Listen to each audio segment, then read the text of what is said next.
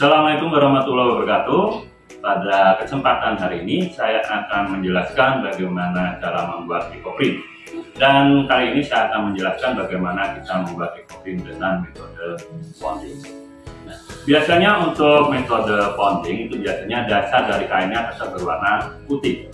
Nah, kali ini saya akan menjelaskan bagaimana cara membuat ekoprint ponding yang nanti dasar kainnya kita warnai. Jadi seperti ini. Ini warna dasarnya saya menggunakan cat pewarna dari kulit buah rambutan. Warnanya seperti ini. Kemudian yang ini juga ekoprint dengan teknik ponding dengan pewarna daun bisa. Jadi warnanya agak keunguan. Bagaimana cara membuatnya? Mari kita lakukan sama-sama.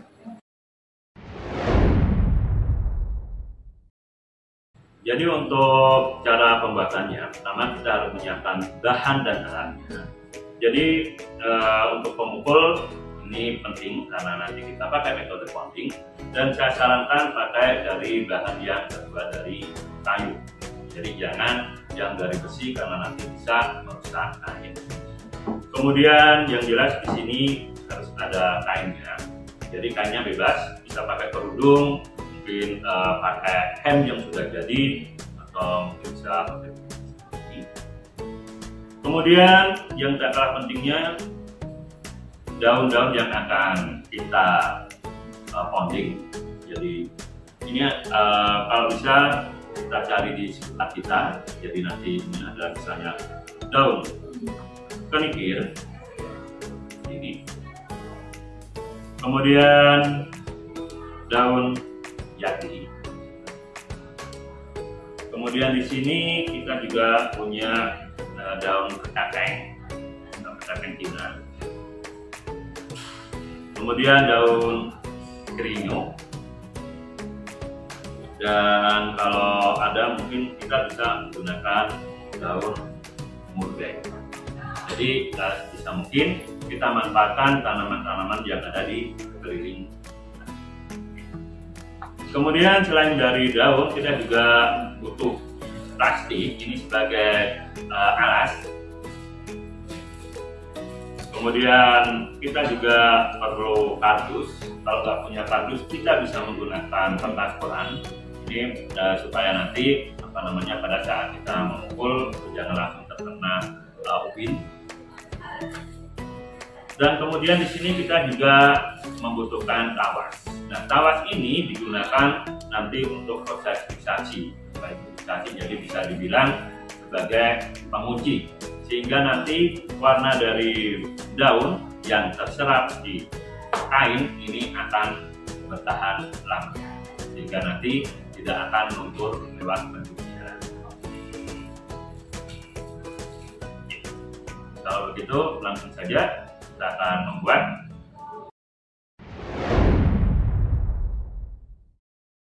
Kali ini kita akan membuat ekoprint ponding pada tote bag. Jadi pertama kita alasi dulu dengan karton.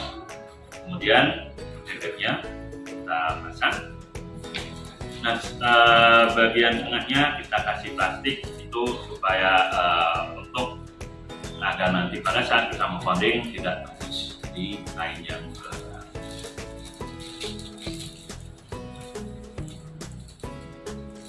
Jadi kita taruh plastik di bagian tengah dari tote bag.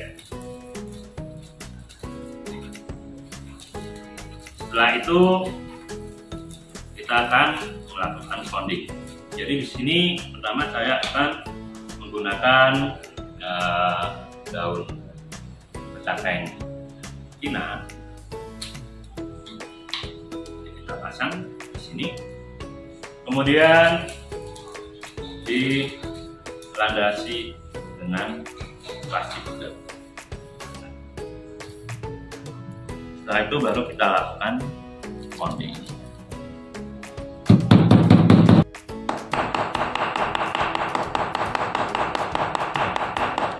Jadi kita pukul sehingga nanti akan terlihat perbedaan warna.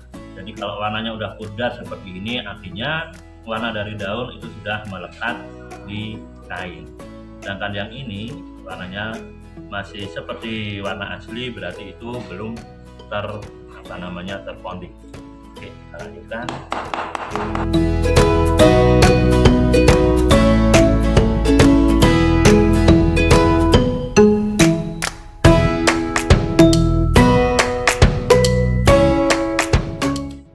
Ini tadi hasil ponding dari daun kecapeng. Kemudian kita coba tambahkan dengan daun dari paku-pakuan yang mudah kita dapatkan. Caranya juga sama, kita susun kemudian kita lakukan ponding.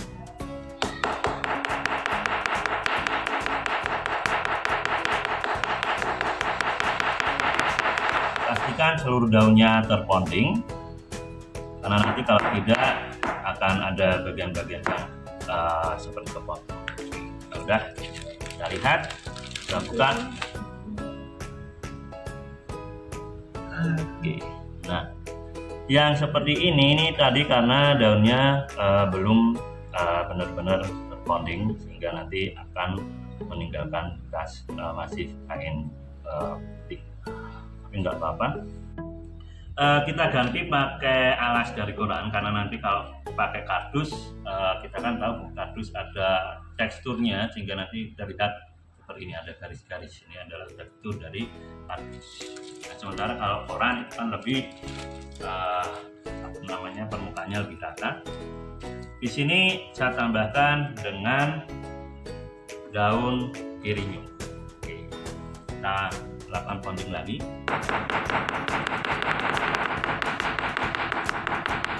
Oke, ini sudah kita ponding. Oh ya, untuk alasnya itu jangan terlalu tipis, karena nanti kalau terlalu tipis langsung kena ubin gitu, nanti bisa merusakkan juga. Tapi jangan terlalu tebal, karena kalau terlalu tebal pada saat kita ponding kurang maksimal hasilnya. Sehingga di sini kurang lebih 4 lembar koran. Oke, jadi ini daun aslinya udah diambil. Ini hasil dari ponding. Jadi ini hasil dari ponding tote bag, hasilnya seperti ini. Nah, kemudian di sini kita tunggu, kita angin-anginkan selama 24 jam. Baru nanti akan kita warnai dengan cat pewarna.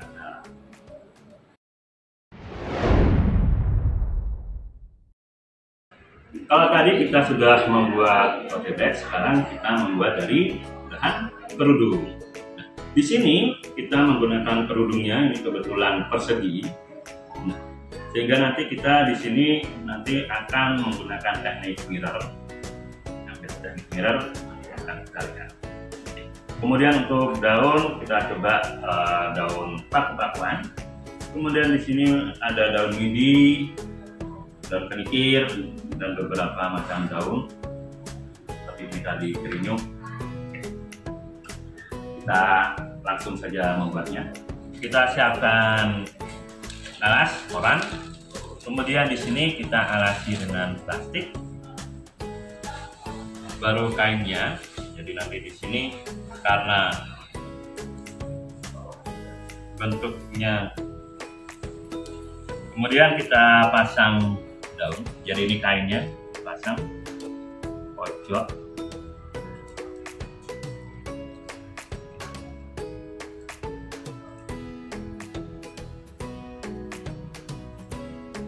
Setelah itu kita tutup dengan yang pojokan.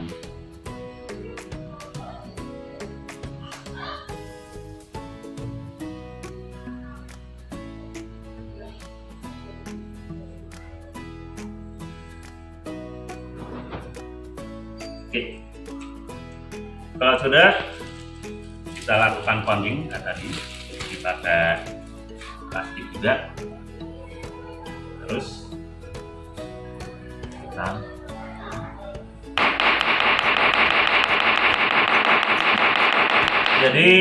ini dipukul sampai warnanya tembus. Nah, keuntungan kalau daunnya ada di bagian dalam ini nanti pasti terponding dengan sempurna. Kalau tadi kan daunnya di atas kain baru kita pukul, itu nanti kelemahannya tidak terponding semua. Jadi tadi ada yang bedak-bedak. Oke, kita lanjutkan. Pastikan semuanya sudah terponding. Jadi seperti ini artinya kan sudah terponding semua. Kemudian kita buka.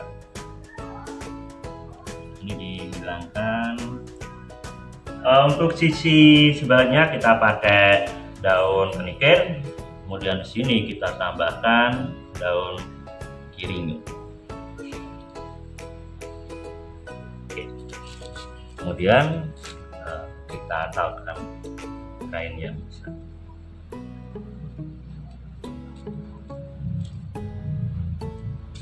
Oke, siap untuk diponding. Oke, sudah alasi plastik. Kemudian kita lakukan ponding. Oke, jadi pastikan semuanya terponding seperti ini. Nah, itu kita buka. Oke. Kemudian daun-daunnya dihilangkan. Di sini kita tambahkan daun jati.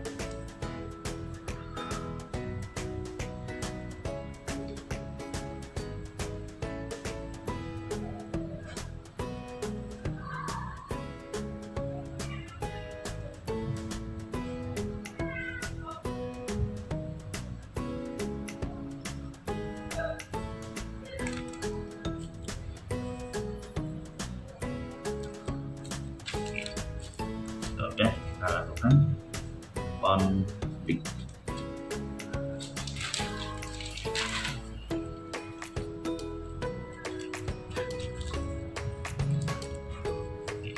Full. Ini sudah terponding. Oke, dan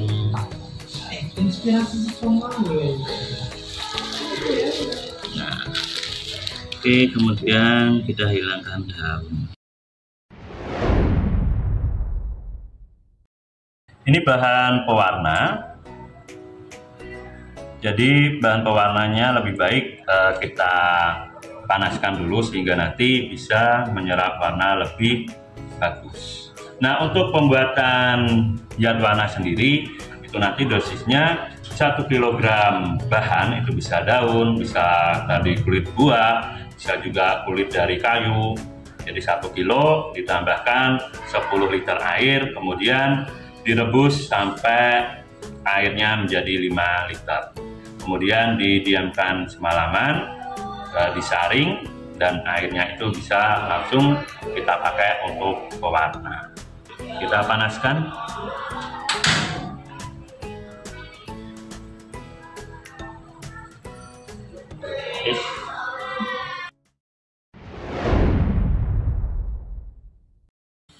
Ini udah diangin-anginkan selama 24 jam, kemudian bisa langsung kita warnai. Jadi ini tadi pewarna yang sudah kita panaskan. Terus langsung kita celup. Sebelum dicelup, alangkah baiknya ini dibasahi dulu sehingga nanti pewarnaannya bisa merata. Jadi setelah dibasahi, kita masukkan ke pewarna.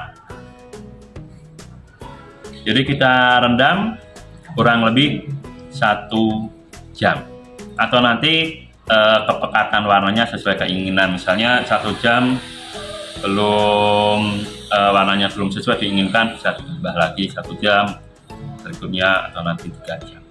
Oke, kita diamkan.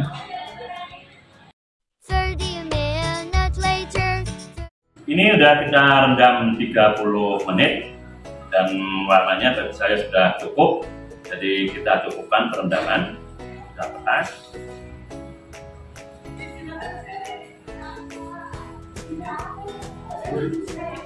Hasilnya seperti ini.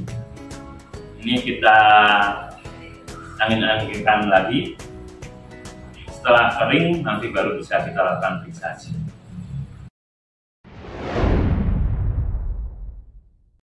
Jadi ini hasil ponding pada kerudung. Kita akan lakukan pewarnaan. Seperti pada tote bag, kita celupkan ke pewarna yang mana pewarna itu sudah kita hangatkan. Di sini kita peras-peras supaya nanti warnanya rata. Dan kita diamkan kurang lebih mungkin bisa setengah jam atau 1 jam sesuai dengan selera sekuat apa warna yang diinginkan. Ini baru 10 menit, tapi warnanya sudah kuat seperti ini dan seperti yang saya inginkan. Jadi kita akhiri perendamannya, kita peras.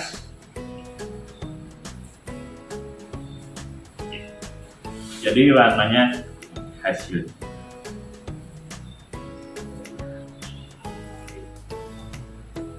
Jadi yang tadinya backgroundnya putih sudah berwarna. Dan ini kita kering anginkan. Nanti kalau udah kering bisa dilakukan proses fiksasi.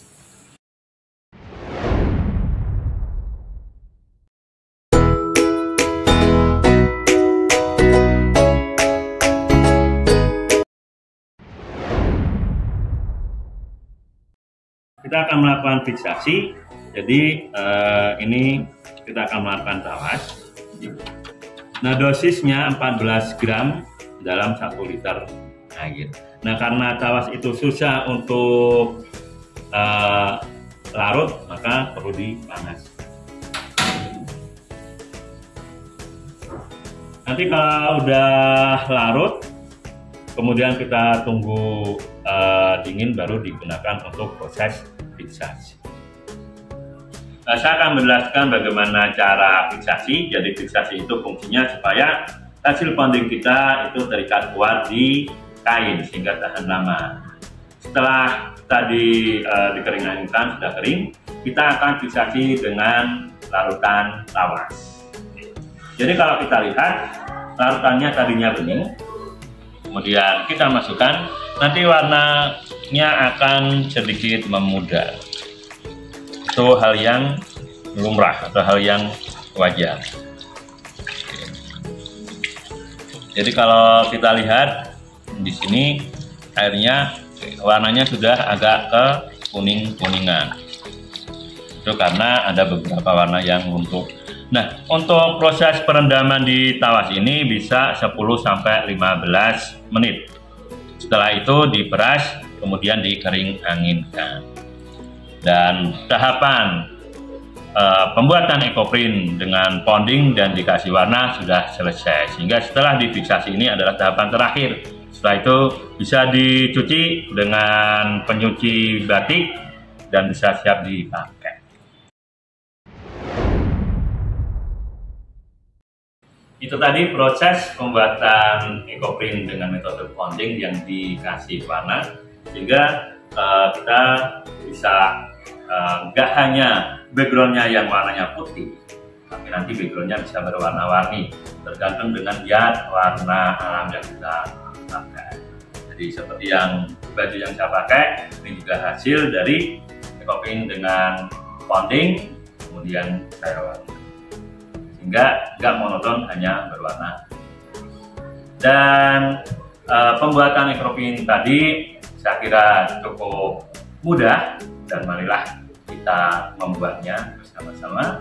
Saya akhiri sampai di sini. Assalamualaikum warahmatullahi wabarakatuh.